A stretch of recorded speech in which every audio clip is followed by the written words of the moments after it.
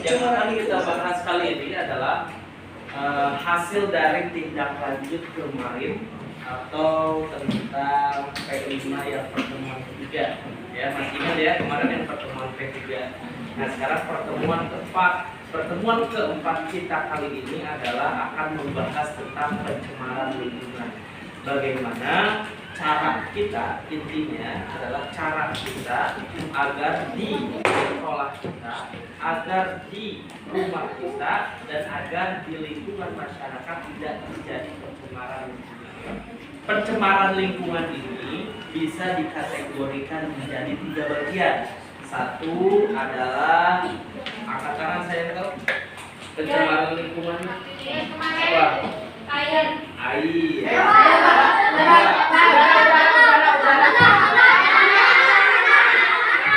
Sekarang pencemaran air itu bisa terjadi diakibatkan oleh pembuangan limbah.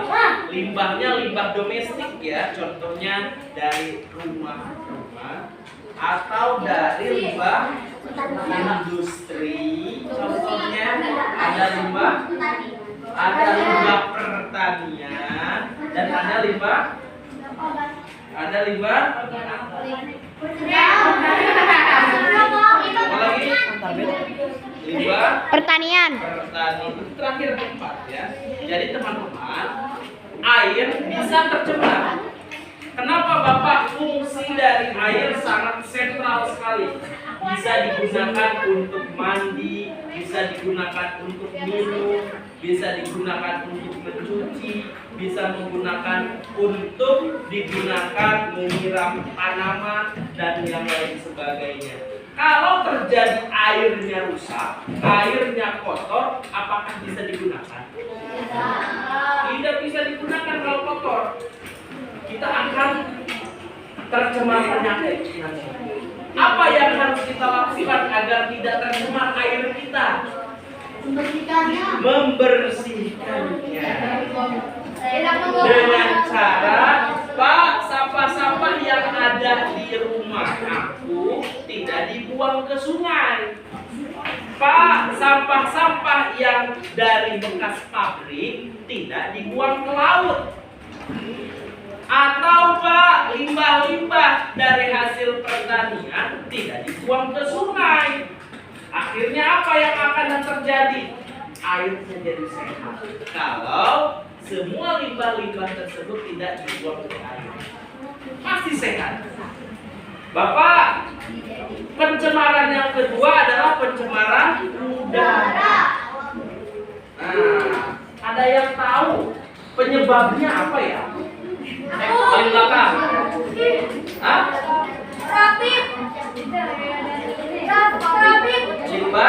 Asap limbah pabrik. Tuh, itu berbahaya. Ada lagi?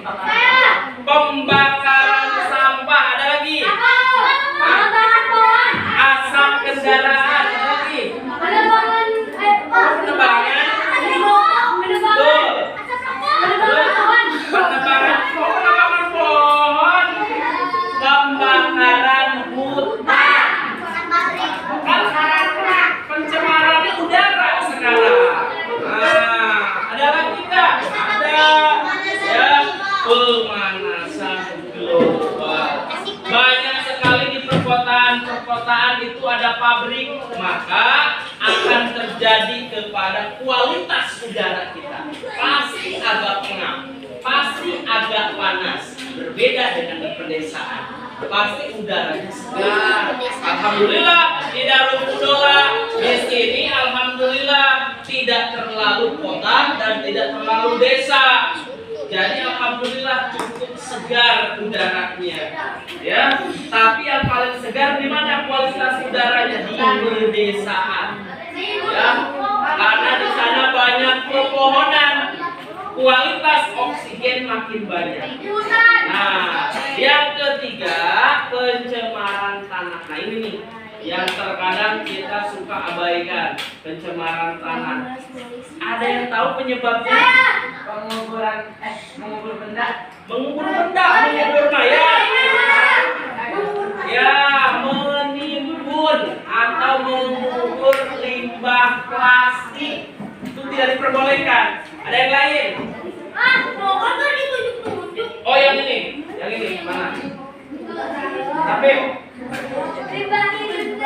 Limbah industri.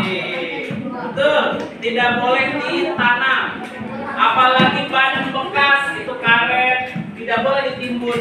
Plastik contohnya seperti ini. Kenapa Bapak alasannya? Ada yang tahu?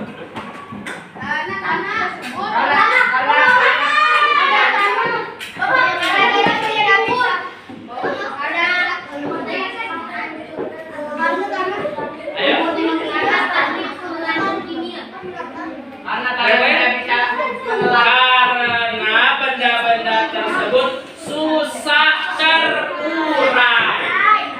Susah terurai. Ya, kan?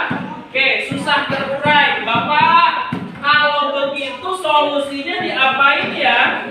Saya tahu. Nah, dibakar. Kalau dibakar menjadi polusi udara. Digunakan. Kita menggunakan konsep reduce, recycle. Aku lupa lagi. Reuse digunakan kembali. Reduce itu di reuse tulisannya. Reuse dibacanya reuse atau penggunaan kembali. Reduce tulisannya reduce dibacanya reduce. Setelah digunakan kembali di yang ketiga recycle, diolah atau diperbaikinya kembali. Repair, apa lagi? Repair, diperbaiki. Repair, diperbaiki. Bapak, kalau botol ini rusak harus aku apain? Di repair. Emang bisa di repair? Recycle. Bapak, kalau buku ini rusak diapain? Di repair. Perbaiki. Kalau ini sistemnya tidak bisa digunakan kembali, harus diperbaiki menjadi barang baru. Namanya recycle. Contohnya botol plastik. Maaf Bapak tidak membacakan merek, tapi botol plastik minuman. Ya. Jangan sebutkan mereknya. Ya. Botol minum dari plastik bekasnya ada pengepul untuk dikumpulkan. Nanti oleh dia akan digunakan kembali menjadi produk baru. Ya, begitupun ini. Ini adalah tidak semuanya langsung dari plastik, jadi pasti ada sebagian dari recycle. Jadi teman-teman, cara melawan dari polusi atau pencemaran itu dengan 4R. Reuse, reduce, recycle, repair. Wah, pada hebat ini ya. Oke, kalau kalian sudah pada bisa, sudah pada paham, Bapak akan memberikan lembar kerja peserta didik. Tapi sebelum itu kita harus menanamkan di dalam diri kita, Pak, sampah itu adalah musuh yang nyata bagi kita. Ya, kalau sampah itu adalah musuh yang nyata bagi kita, maka kita harus berantas bersama-sama. Kalau ada sampah, baik itu siapapun sampah punya siapa, buanglah ke tempat sampahnya. Kenapa? Karena sekolah kita harus bebas dari sampah. Ya, oke. Sekarang Bapak akan memberikan LKPD. Bapak harapkan kalian kerjakan secara berkelompok. Setelah itu Bapak akan meminta waktu sebanyak 5 menit atau 10 menit. Kerjakan LKPD kalau kemarin sendiri-sendiri. Sekarang kita berkelompok. Ya, selesai. Nah, sebelum melaksanakan kegiatan menyelesaikan LKPD, biasanya berikan sedikit yang tadi tambahan dari pacaran, barang-barang yang tadi sudah kemarin kita memilah-milah sampah, ya kan? Sesuai dengan kondisi sampah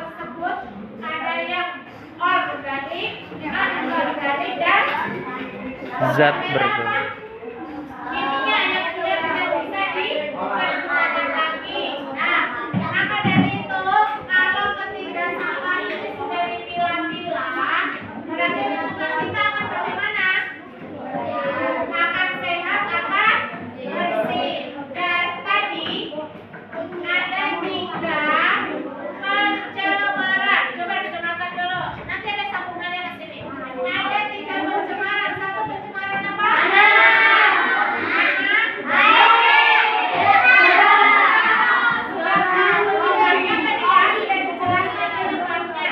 Nah, coba Bu Cici satu saja. Supaya tidak terjadi hal-hal yang tadi disebutkan. Coba bagaimana sih cara kita supaya tidak terjadi hal-hal yang menyebabkan pencemaran. Satu saja, pencemaran air kita harus bagaimana? Tidak sampah di sungai atau ke laut. Jadi apapun dibuang ke sungai. Itu kalau pencemaran air. Pencemaran tanah tadi bagaimana? Buang misalnya botol plastik dibuang di tanah tidak akan apa namanya? Tidak akan terurai. Kemarin tuh sudah ada ekosistem mengurai. Nah, bakteri dan jamur tidak akan sanggup menguraikan plastik.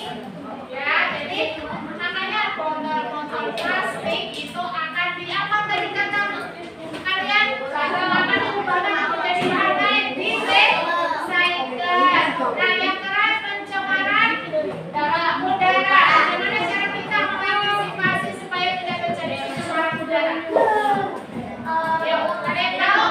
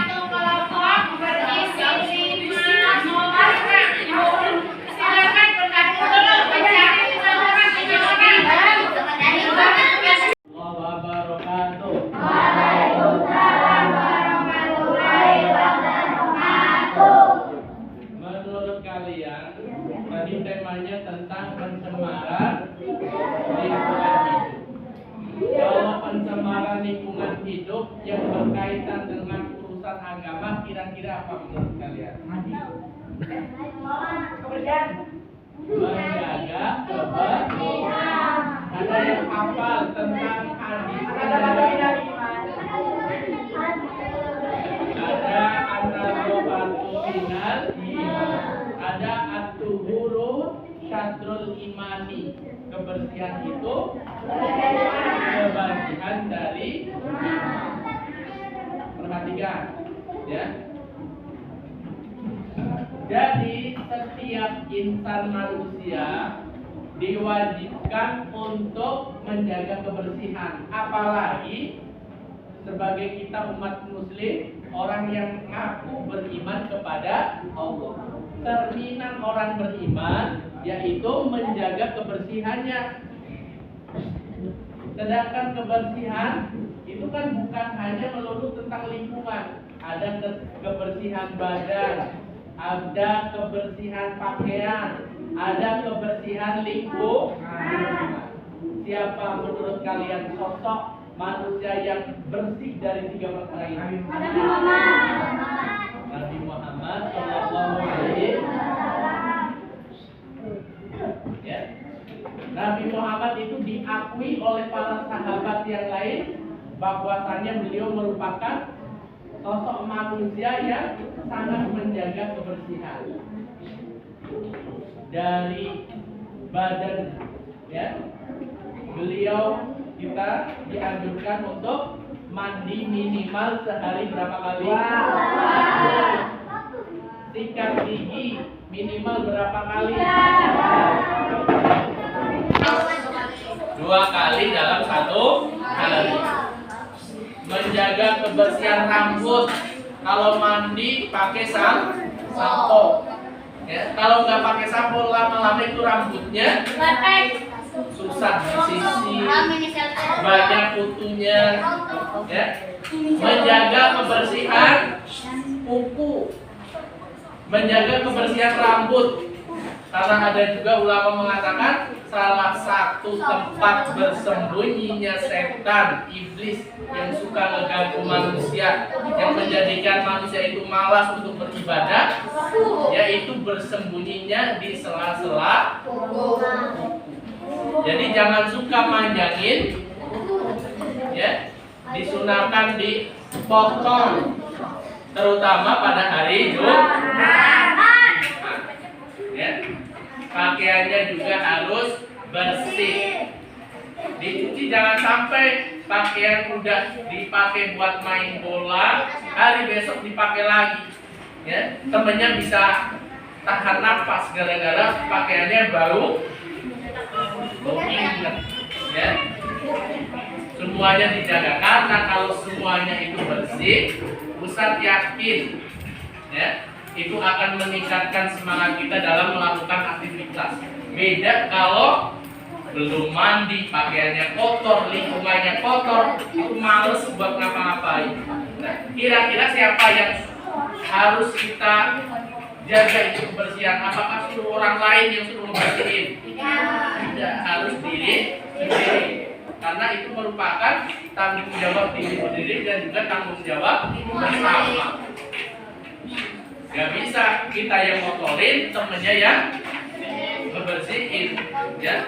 Harus bersama-sama. Minimal nih, kalau kagak mau bersihin, jangan kotorin, ya. Udah gak mau ngebersihin, kotorin terus. Mending kalau mau motorin juga mau bersihin. Jadi seperti itu, ya. Contoh nih, kalau kalian ada yang udah pernah umroh belum? Ya?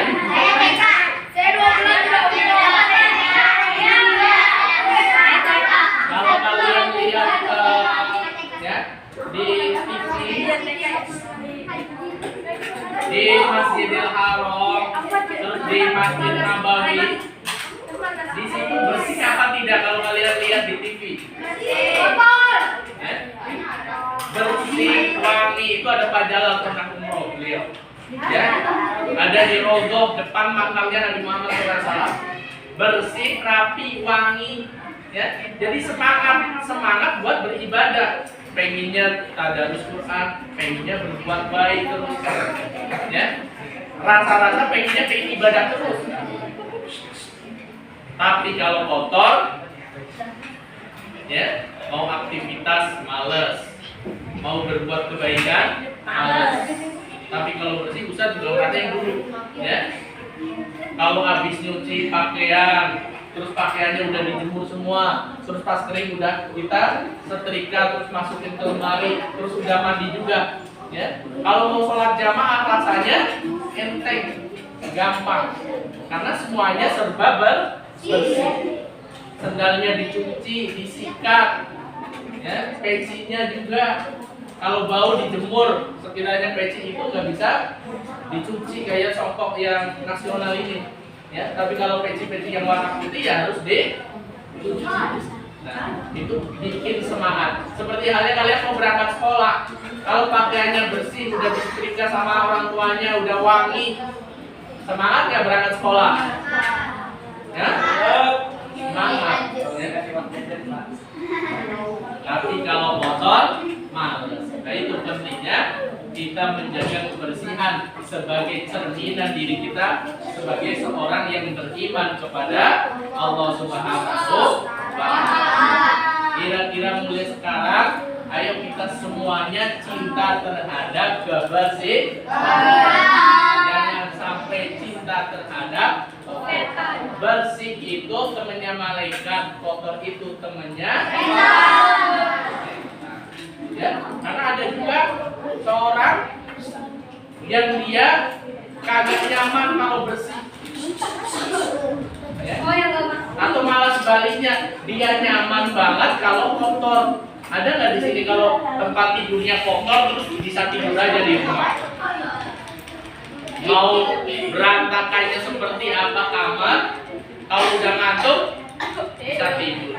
Ya. Tapi ada juga orang yang dia udah ngantuk banget, tapi kalau lihat kamarnya kotor gak bisa tidur. Ya. Nunggu kamarnya bersih dulu, baru bisa tidur dengannya nyenyak. Maka kita harus seperti itu juga, ya. Harus cinta terhadap kebersihan. Setiap kita mau tidur, usahakan merapikan dulu. Bangun tidur, dirapikan juga, biar tidurnya ya. Udah cukup dari Ustaz. Nanti selebihnya ada tambahan juga dari Bapak Walas dan teman-teman semua. Ya, terima kasih. Assalamualaikum warahmatullahi wabarakatuh.